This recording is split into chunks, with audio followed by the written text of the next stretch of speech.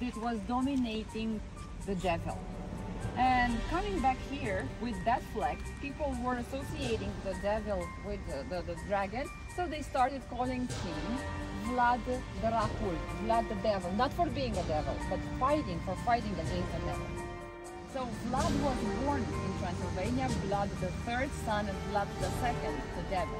He inherited also the name of the father, Vlad Dracula, son of the devil.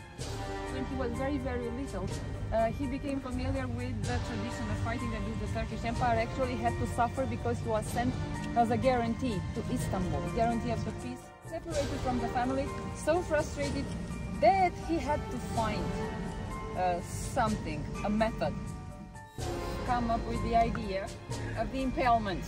It wasn't a technique that he invented.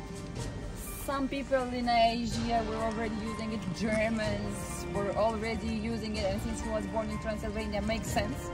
And he started with his campaign against the Turkish Empire.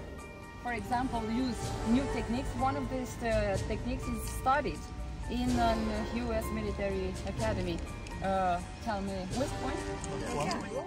They invaded the Turkish camp trying to kill the general. They didn't manage to do so, but they really scared the Turkish. And after that, all the prisoners were captured and impaled. Do you know how that grilled meat is put on a stick and how do you call it? Skewers. Skewers. They were practically doing what we do with skewers, except they were using live people, living people, and it was a torture technique, not a killing technique.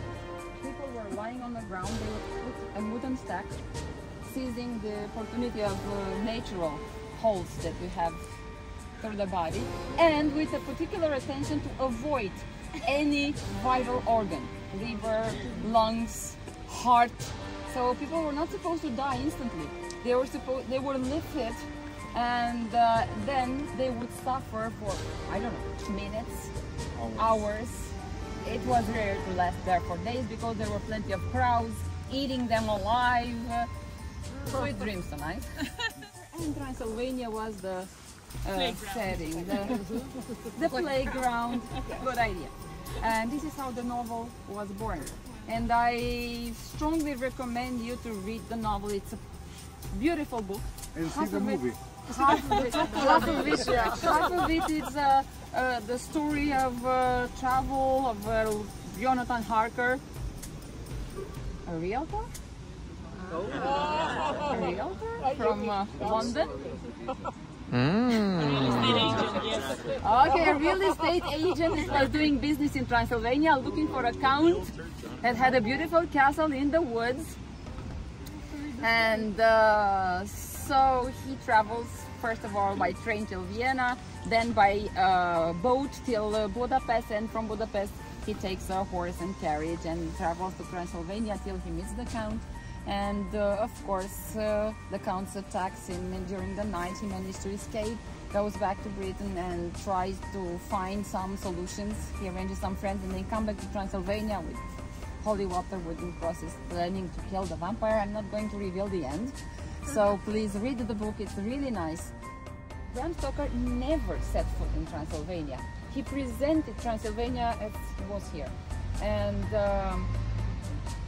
then he was also inspired, as I was saying, by a countess, a bloody countess, born in Serbia, and she had a castle probably similar to the one that we see here in front of us, and she kept hiring young girls to help her in the kitchen. And one day one of the girls cut a little bit of her hand. Blood ended up on the countess's hand, and after washing off, the countess realized her skin was softer, whiter, rejuvenated. Oh no! How do you feel after the cream? Yeah, that is pretty much the feeling that the countess must. The vampire's castle in the newspapers, and this is how the tradition started, and we owe them a lot because there are plenty of tourists coming to look for the vampires now. They may not find the vampires, but at least they find good people, nice food, good scenery. So a beautiful they all. So was Vlad ever here? Maybe a day or two? Maybe a day or two. We will find out. Maybe a day or two. I cannot disappoint you that much. So what was the ending of Vlad? How did he end up? He didn't end up well. He didn't end up well. Real Vlad. The real Vlad also died following another coup d'etat, another conspiracy. He was beheaded.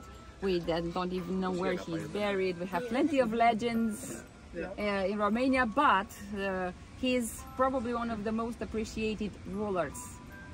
In Romania, he has nothing to do with the vampires. The vampires is just a legend. It's imported. We don't have that in our folklore.